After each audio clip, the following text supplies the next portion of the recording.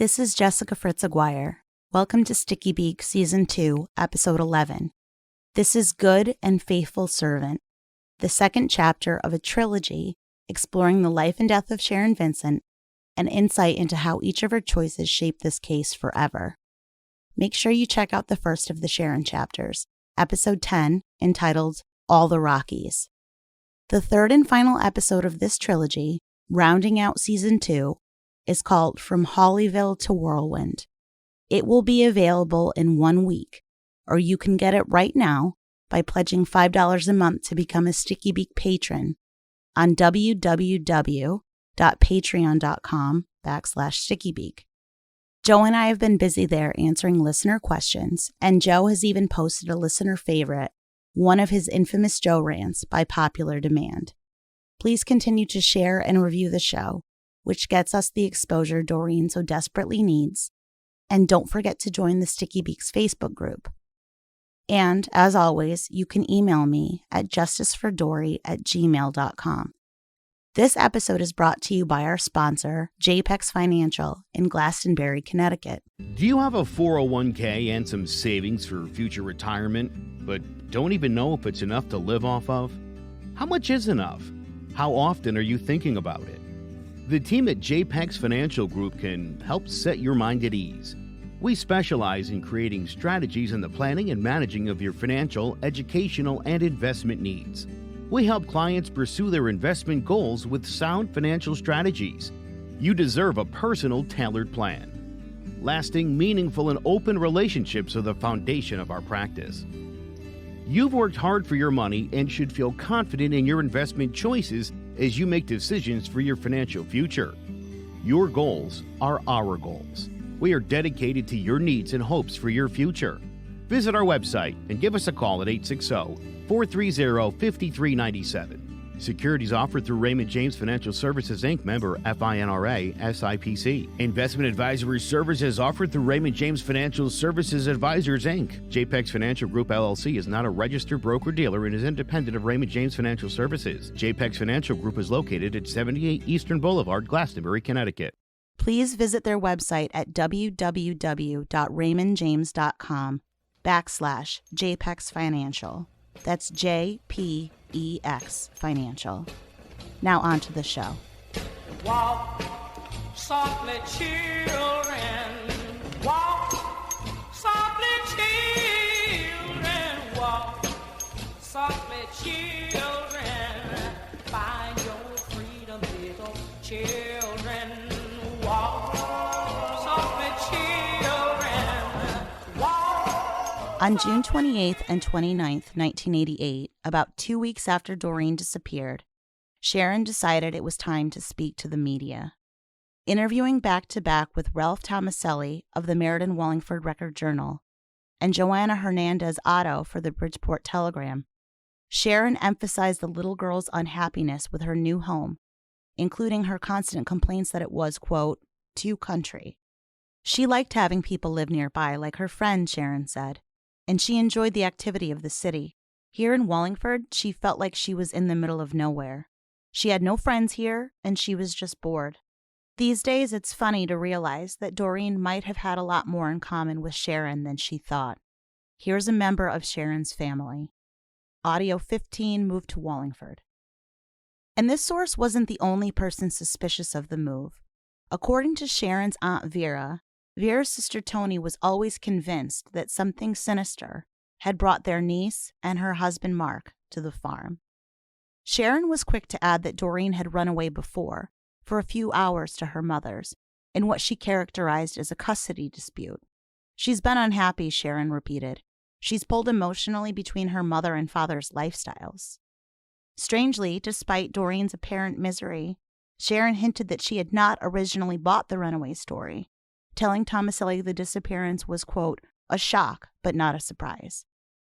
Looking back on it now, Sharon said, I realized she was anxious to leave.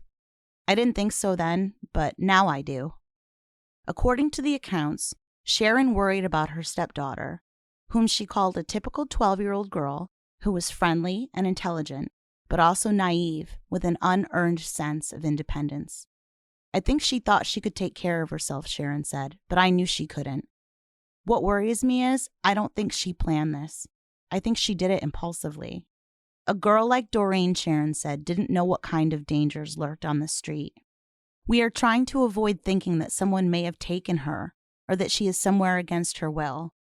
But it is hard not to, Sharon said. Both Sharon and Mark stressed that they weren't mad at Doreen. I just want my daughter back, said Mark. I want to tell her, Sharon said, not to be afraid. We want to hear from her, and we want her to come home. Please let her know we're waiting to hear from her. Don't be afraid to call us. Neither Tomaselli nor Hernandez Otto interviewed Doreen's mother, Donna. It was over a year later, on July 8, 1989, that the Wallingford Police Department would finally interview Sharon Vincent. I wish to give this statement to the police now, Sharon began, to assist them in any way I can to locate my husband Mark's missing daughter, Doreen. This story will continue next after a brief word from our sponsor. As we are in another year living through a worldwide pandemic, it's important to protect yourself and your loved ones. You've worked hard for the things you have and for the people you share them with. But what if something tragic happened to you? While it's dark and difficult to think about the prospect you won't be around in the future, it will be a reality one day. If you have young children, who will be your children's guardian? If you've been divorced and remarried, will your children from your prior marriage be taken care of? Or if you want to donate to a certain charity after you pass, will those wishes be fulfilled? What will happen to your assets and your estate? If you already have a will or trust, you enjoy that peace of mind. If you don't have a will or trust, contact attorney Nia Serdosky at NCS Law, 860-966-9968. Attorney Serdosky is an estate planning attorney in Connecticut who can explain the differences and benefits of wills and trusts and give you the peace of mind that your affairs are in order and that your loved ones and your estate are provided for and safe.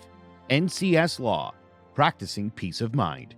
860-966-9968. Nia at ncsestateprobatelaw.com. The story Sharon gave the cops is, by now, familiar. On June 15, 1988, she said, Mark got home from work around 4:30 or 5 p.m. to find her with dinner ready. The little family, she said, was still sitting around eating when she left for church, her Wednesday night custom, between 6 and 6:15. When she got back at 11:30 that night, Sharon told the police, Mark was in the kitchen, getting coffee and very angry that his wife had been out for so long. Mark told Sharon Doreen had run away, that she was probably in Waterbury with Donna, and that he was headed out to look for her in his Chevy truck. Mark would later give the cops his own version of the day Doreen disappeared, and something I've said countless times bears repeating here. Sharon and Mark's alibis are mutually exclusive. Sharon says she disappeared on a Wednesday evening after Mark came home from work and she left for church. But according to Mark himself, Doreen vanished after he paddled her in her room in the afternoon, beating her so loudly that Sharon had to take the little kids out in the yard. He pinned that date as on or around June 15th, 1988. If we're trying to say this all happened on the same day, which I think Mark and Sharon were, there was no time for Mark to beat Doreen on that Wednesday because he just wasn't home. According to Mark's boss, Frank IML of Frank's Paint in New Haven, contractors like Mark worked weekdays but had the weekends off because that's when Frank's guys would do interior jobs like painting office space. Mark didn't do that kind of work. Jimmy Piscotti, the Vincent's neighbor, heard a giant commotion at the house while he was doing his yard work, something he did only on weekends. For his article in 2001, Jason Berry used the phrase, "in the weeks prior" to Doreen's disappearance, to detail when Piscotti had heard the yelling. But there were no weeks prior. At most, Doreen was only at that house for 10 days, including just one weekend. There could have been 2 fights between Doreen and her father, one on the weekend of June 11th and 12th, and another on June 15th, but that's not the way these two tell it. Also, this wasn't the first time Sharon's account didn't align with Mark's, with Sharon undercutting her husband's claim about Doreen leaving through the deadbolted door. These days, the Wallingford cops either don't understand this discrepancy or don't care. When I brought it up to now Captain Colavolpe this past summer, he asked, without any irony, why would Mark and Sharon have reason to lie about the date? She provided Donna with the directions to the house, but then she also, we think, provided an alibi for Mark because... Yeah. Okay. Yeah. I think she played both sides. Yeah, that's probably what she was doing. What did I always say? I mean, she had to be scared to death of that guy. She had to hedge her bets. And Sharon's obfuscations would only grow. She would tell the police that she went to sleep when Mark left that night, but awoke when he came home around the witching hour at about 3 a.m. on June 16th. She claimed he didn't speak to her at all until the next morning and that she didn't ask him any questions. Here's Donna's daughter and Doreen's sister, Stephanie. What wife has her husband walk through the door at 3 o'clock in the morning? The driveway's and over doesn't here, say, right? Where have you been? Did you find her? What And the then hell they are you drove doing? around to the back. She knew, because she knew. Yeah. You don't ask questions. You guys know that when they called OJ in Chicago to tell him Ron and Nicole were murdered, he didn't ask how. Yeah. Like, I mean, that's what I'm saying. Like, You don't need to talk to him. You don't need to say anything. You don't need to say anything. Yeah. To me, that's so odd. If my husband walked through the door at 3 o'clock in the morning, no matter where the hell he told me he was going, I have 1,001 questions. He told you that he went to look for his missing daughter. Right. I have 1,000 questions. Exactly. I didn't go to is the sleep house because I've still. been sitting by the window waiting for you to come home. Me too. Right. According to Sharon's July 89 statement, Mark left the next morning to look for Doreen at Donna's house. But he also told her that if Donna called, not to tell her Doreen was missing. What the statement doesn't mention is that Mark got his wife up before 7 a.m. on June 16th, less than 4 hours after he had gotten home, and told her to take Paul and Sarah out of the house in case something bad happened. Ever the dutiful wife, Sharon obliged, and when she came home later that afternoon, she went into Doreen's room. After cataloging the closet for missing items and, in her words, thinking about it for several days, Sharon mentally filed away what she thought Doreen had left with: shorts, a purple top, her purple Reebok sneakers, her denim pocketbook with her telephone and address book, makeup, hairspray, and about $70 she had been paid for housework. But here's the thing. The denim jacket that Mark had told police his daughter was wearing when she vanished, that would be featured on missing posters and in media reports on Doreen for decades. Sharon found that in the little girl's closet the very next day. But she never said a word. That day, June 16th, Donna called the house on Whirlwind Hill, having no idea that anything was awry. These days, Donna recalls knowing about the family's recent move from Bridgeport to Wallingford, but the contemporaneous police records I have indicate differently, that Donna learned about it from the operator, who gave her the new number. This means that Mark and Sharon had taken the girl almost 40 minutes north in secret, and this wasn't something new. The two had been presenting themselves as Doreen's only parents for a while now. Here's Kate, Doreen's 7th grade friend from Westwoods Academy. Did she ever talk about her stepmom at all?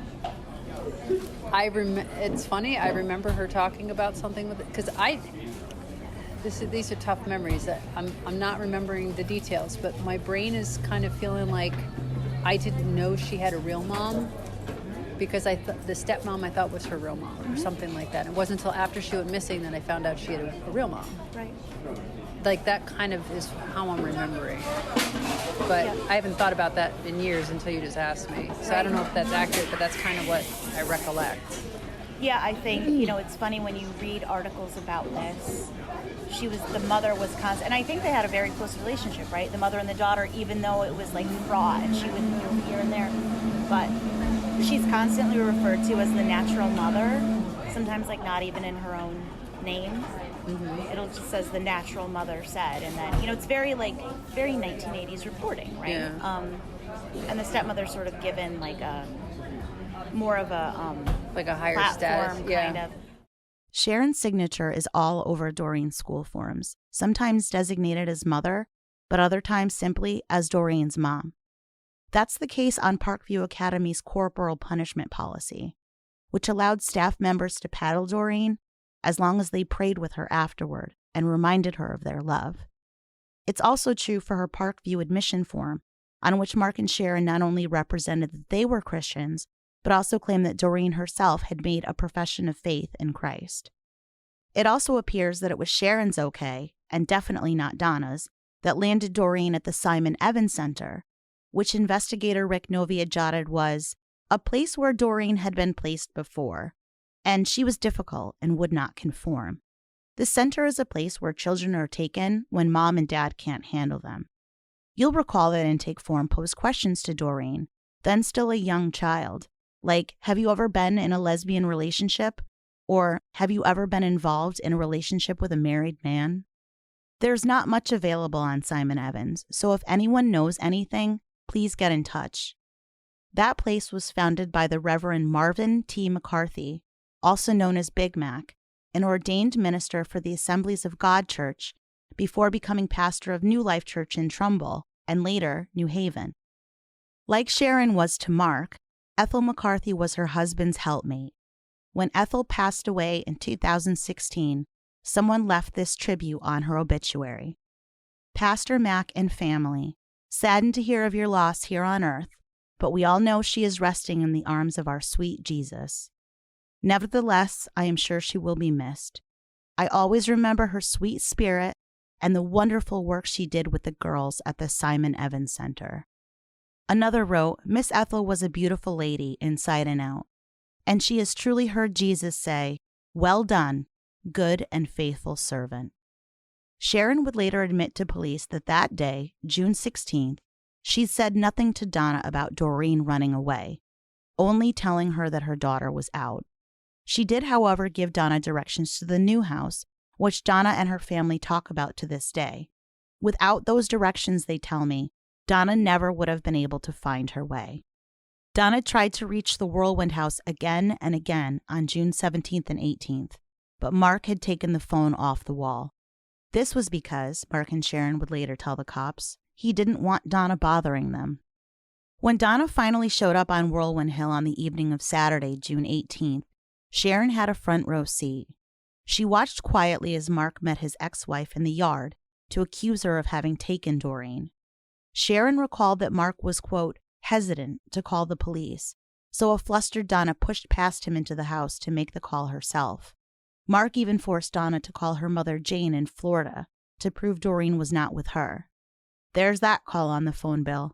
5 minutes to Port St. Lucie at 6:56 p.m. Even though he'd been hired by and was working for Donna, Richard Novia suspected that too, musing in his report that Doreen might have called her mother, her Aunt Debbie, or Debbie's husband Mike to pick her up, and that one of them, or maybe a combination, was hiding her. But that's impossible, because there was no phone service from June 5th, the family's first day at the house, and June 15th, the day Mark and Sharon claimed Doreen vanished. In fact, only one call, lasting 1 minute, was placed that day, by Sharon at 11:26 p.m. to ask her church friend Patricia Little for prayer. That was normal, Patricia told Novia, and me years later. Everyone called her for prayer. She couldn't recall whether Sharon had been in church on Wednesday the 15th or what Sharon had wanted her to pray about, though she was positive there had been no mention of a missing stepdaughter. Patricia barely remembered Doreen from church and never had a conversation with Sharon about her or her disappearance. Novia did call the women's church, Faith Christian in West Haven, but that entire page of his report bears nothing but the place's address and phone number, above a giant slash mark and a note reading, dead end. Sharon didn't get involved too much the night Donna showed up, she told police in July '89, because she had to keep Sarah and Paul out of the way and get them to bed. During the next several days, Sharon admitted, she did not see Mark much because he was out. He had been, she was quick to tell reporters, looking for Doreen. I have never been able to see the videotaped interviews of Sharon that I know the police have, but in her official statement, barely comprising a page and a half, Sharon never mentioned any fight between Mark and Doreen, not the paddling, not the screaming, not Sharon escaping with her little ones into the yard. There's no fight in Novia's report either. In fact, it appears Novia never interviewed Sharon at all. Doreen's Aunt Carol did tell me she'd seen a bullet hole in Doreen's window, the same one that was cracked. Did you say you look like a bullet hole in that window? I did too. You saw it too? There was a ladder up there when we first went to go pick her up. There was a ladder there. Her bed scrub was off the bed. We looked up. There's the window. It looks like it had a bullet hole in it. And the window was cracked. From the bullet hole, probably, right? Maybe, I don't know. It didn't shatter or anything. It wasn't like a shatter like a bullet normally would do. It was just really, what an eerie feeling when you got in that room. Now, one of the things the police should at least have is pictures of that. Well, that's what I think. They didn't go to the house. They missed the concrete patio. They missed the denim jacket and the shoes and all the clothes. They missed the bullet hole in the window. Because what was really the ladder up by the ladder. The ladder was outside her bedroom window. For a while, Carol's decade-old memory of a bullet hole was all I had. Then I got my hands on Richard Novia's report, briefly detailing his talk with Mark and Sharon's landlords, Jim Farnham and Laura West. Novia did note the broken window in Doreen's room, writing bullet hole in his report. He also wrote had bullet hole measured, but he crossed that part out. Jim Cifarelli of the Wallingford PD once told me that glass was still on the floor in July '89 when police finally went to the house. And it wasn't until then, until Mark spilled the detail about the discipline he'd meted out to his daughter, that anyone knew about the fight. In fact, when I started this project back in January of 2019, I relayed this detail to Donna and Doreen's aunts, Debbie and Carol, only to learn that it was the first time they were hearing about it too. From anyone. And these lies by omission did not sit well with Detective Hanley. We learned some kind of disturbance happened in the house, was covered up, and evidence destroyed, Hanley said. A second-floor window was broken. We have a crime. We know we have a crime scene. The crime scene was cleaned up. The bedroom was cleaned up. Sharon cleaned the sheets. She said she did. She cleaned the place up. Speaking to me in 2019, Laura West recounted visiting Sharon at the house after Mark left, watching little Paul totter toward a pile of glass with a scary glint in his eye. She had to yell to Sharon, Laura told me, to keep Paul safe. As for the fight itself, there is one detail everyone always gets wrong. Mark never claimed he pushed Doreen into the window. He claims it was her who shattered it when she backed up. He claims she was the one who broke it when she backed away from him. It's a small detail, but it reminds me of Andrea Bauman, dead and buried in her adopted father's yard. Dennis Bauman would tell authorities that he had slapped Andrea and she had staggered backward, falling down the stairs head first and breaking her neck. An accident, Dennis insisted, not his fault. And Laura West wasn't the only one to pay Sharon a visit at the house. Did you ever get a chance to talk to Sharon about it at all? No, never talked to her again after that. Really? I remember we went to the house once to visit. Very brief visit, and I can't remember why we went. But Doreen was not there at that time. Which house? So the new house where Doreen disappeared from in Wallingford, right? Yeah, from the farmhouse? Yeah. Well, you've got a one-up on me because I've never been in that house and they're not letting me anywhere near it, so... I'm trying to think. I don't think that we actually went in. It was like, must have been the summertime and we were just outside, and I don't think I actually went inside. Well, if it were the summertime, because they moved there in the summertime, and then I think Sharon moved out in about November, so you would have been there right around when she disappeared. Yeah. And Sharon hid other things. She told police she'd found several letters Doreen had written to her friends back in Bridgeport, sitting waiting to be mailed. The police were never able to account for those letters, and that's the only mention I have of them in the redacted file that I have. As for what was in Doreen's diary before Mark ceremoniously burned it in the driveway, well, that depends on who you ask. Mark claimed Doreen had written about boys she had crushes on and the babies she would have with movie stars. But he also told police it was full of complaints. About him and the move, yes, but especially about Sharon. I've also played a weird game of telephone on this one. Remember Heather Parker, the supposed runaway from Westwood's Academy who looked a lot like Doreen, who Novia would take on midnight rides? Novia told her that Doreen had written all about Heather in the diary, endlessly and almost obsessively, rating Heather the only perfect 10 of all her classmates. Do you know how heartbreaking that was to hear? Heather asked me. But according to Captain Colavolpe, there was no record at all of Heather being in the diary. So I'm not sure if Mark, who seemed very aware of the existence of Heather Parker, was the source of that lie, or if Novia himself made it up to get Heather into his car. Who knows? Maybe Heather's not being truthful with me. Maybe the cops aren't.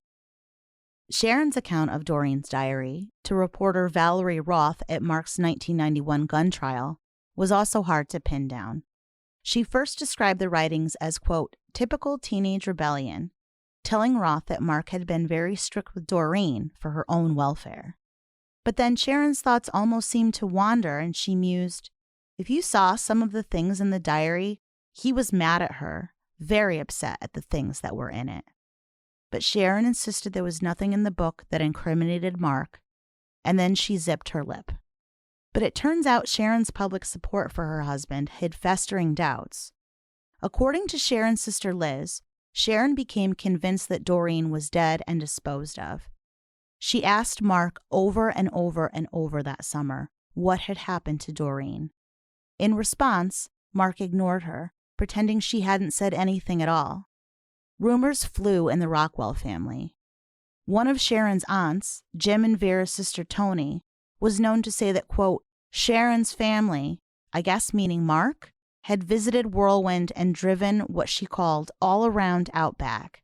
Tony is gone now, but Vera tells me her sister became convinced, with no real evidence to back it up, that Doreen had been buried on the grounds of 1316. Sharon and Liz would whisper among themselves about the 1986 case of Hella Crafts, a Connecticut flight attendant whose husband killed her and then inspired cult classic Fargo when he fed her body to a wood chipper. Sharon and Liz would also wonder about Lai. Sharon's gray tabby pumpkin had turned up dead once while she was at work. She came home looking for the cat, but Jim had already buried it after dousing it with Lai. When Mark was finally questioned by the police in July 1989, he could not account for all those lost hours he spent in the days after Doreen disappeared. Liz told me that was the same answer Mark would give Sharon. He just couldn't or wouldn't remember. But in poring over Mark and Sharon's phone bill, I noticed something really weird, and it does look like Mark was out and about. In the 52 calls charged to the Whirlwind Hill house between June 15th and July 1st, 1988, 14 of them were made to a Wallingford number ending in 8033.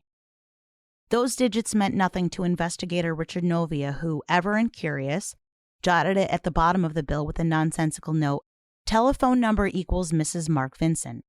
But the 8033 number, of course, didn't belong to Sharon, or even the other Mrs. Vincent, Mark's mother, Lori. It belonged to a woman I'll call Betty.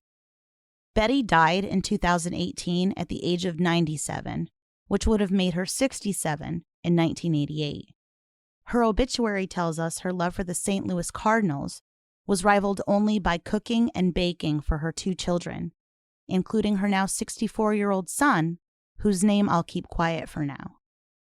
And here's the really weird thing. Those 14 calls, each lasting only 1 or 2 minutes with only one exception, were not placed from the Whirlwind Hill house. Rather, each of the Cardinal calls, which is what I'll be calling them in honor of Betty's favorite team, were made collect.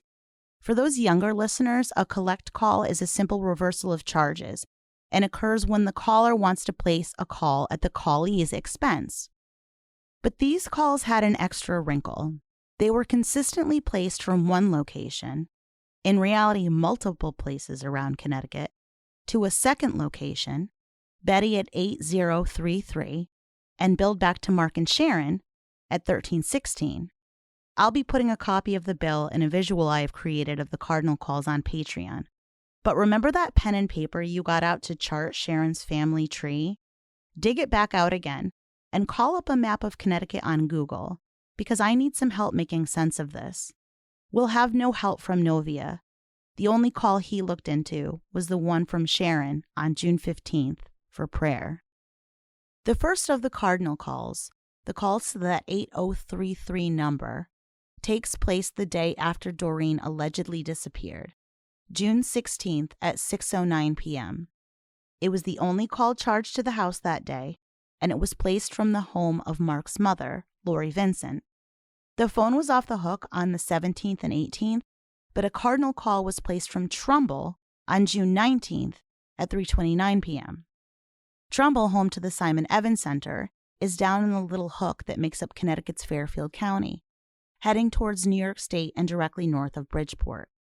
The next day, June 20th, a cardinal call from Branford, over in neighboring New Haven County, and about a half hour away from Bridgeport and Trumbull, at 8:31 that morning. June 21st, 10:45 a.m., a cardinal call from a Bridgeport number ending in 1299. Later that day, we're back in New Haven County, this time with a cardinal call from Milford, 4:28 p.m. June 22nd, a cardinal call from a Bridgeport number ending in 6032 at 12:48 p.m. Continuing with my baseball analogy, and in the hope that you're still listening, I'm going to call the 6032 line the Chicago Cubs. Another call was placed from the Cubs line to the Cardinals at 8033 at 12:46 the next day, June 23rd. June 24th, this cardinal call comes from Enfield, 9:48 a.m. The Enfield cardinal call is an outlier for a number of reasons. First, at 8 minutes, it's by far the longest of the cardinal calls. But you'll also see on your handy map that Enfield is at the opposite end of the state from Bridgeport and Milford and Trumbull, up at the edge of Massachusetts as opposed to New York, and still an hour from Wallingford. In all the work I've done on this case, I've never seen another Enfield connection. And then there's this. At 10:01 a.m., 13 minutes later that same day, there is another cardinal call, billed back to 1316, but not made from that location. This one comes from the Cubs, who, you might recall, are in Bridgeport. So riddle me this. There is no way that one person could have made it from Enfield to the Cubs in Bridgeport in 13 minutes to place those two back-to-back cardinal calls. Sharon was, we believe, at the Wallingford house with Sarah and Paul. So who else is doing the calling? And there's a third cardinal call on June 24th, coming at 12:21 p.m., like the first one that day, from the Cubs. June 27th saw two cardinal calls from two different Bridgeport numbers, not the Cubs, one at 11:08 a.m. and the other at 2:47 that afternoon. Finally, there would be two more cardinal calls from the Cubs on June 29th at 10:52 p.m. and July 1st at 10:25 a.m. There are no cardinal calls, no calls made to Betty's Wallingford house at that 8033 number, ever made directly from the Whirlwind Hill house. Not one. If that blast from the collect call passed, from back in the days when phones were bound to walls by cords, wasn't weird enough, there is also this. The late 80s marked the dawn of three-way or conference calling, what kids back then used to call total phone. In those 2 weeks of records I have, from June 15th to July 1st, 1988, someone at the Whirlwind Hill house was using three-way calling quite a bit. Subtract, if you will, the 14 cardinal calls from the 52 billed to the house during that 2-week period. Of the remaining 38 calls, 7 of them were made to one number with a second then conferenced in, meaning there were 3 parties on the phone. Of those 7 calls, 6 of them were used to conference in the Cubs. And just like no one ever called the Cardinals directly from Mark and Sharon's, no one ever called the Cubs directly either. I'm looking into the Cubs and the Cardinals now, trying to parse out what Mark was talking about with them when he said he was out looking for Doreen. And according to my sources, the Wallingford PD is on the same path, looking into a list of people they think might have helped Mark. To them I say, welcome aboard. I'm here if you want to talk. And Sharon was helping Mark too. About a month after Doreen went missing, on July 13th, 1988, Mark entered the Silver City gun shop in Meriden alone and browsed through the counters. Silver City clerk Edward Dewey, later testifying for the prosecution at Mark's gun trial, couldn't recall Mark speaking to anyone in the store, and he didn't buy anything. The next day, July 14th, Mark came back into the store, this time with Sharon in tow. There would be no browsing this day, Dewey recalled. Sharon walked directly to the counter and picked out a Rossi .38 and some ammunition, registering it in her name while Mark lingered in the background. On November 22nd, 1988, Dewey saw Sharon again when she returned to Silver City to sell the gun back, saying she didn't feel safe with Mark having it. When Mark discovered the gun was missing, Sharon would later tell the police, he became furious and demanded she get it back, which Dewey confirmed she did the following morning, November 23rd. Sharon would also tell the PD that she wasn't sure why Mark needed the gun, but that he had been upset about Doreen's disappearance, and it might have had something to do with that. But it also might have been because he was afraid to live in the middle of nowhere, she said. Or he may have wanted it to deal with the woodchucks that kept getting into their house. Sharon said nothing about the infamous bomb Mark claimed had been set off in the Whirlwind Hill front yard. She admitted that no matter what, she had never wanted Mark to have the gun, but she knew better than to question him. Doesn't surprise me, though. Sharon probably did anything that he told her to do. And because that was her personality, or because that was the religion, or because that was him, or religion thing. The woman is supposed to submit to the husband. I mean, at that point, it became part of her personality.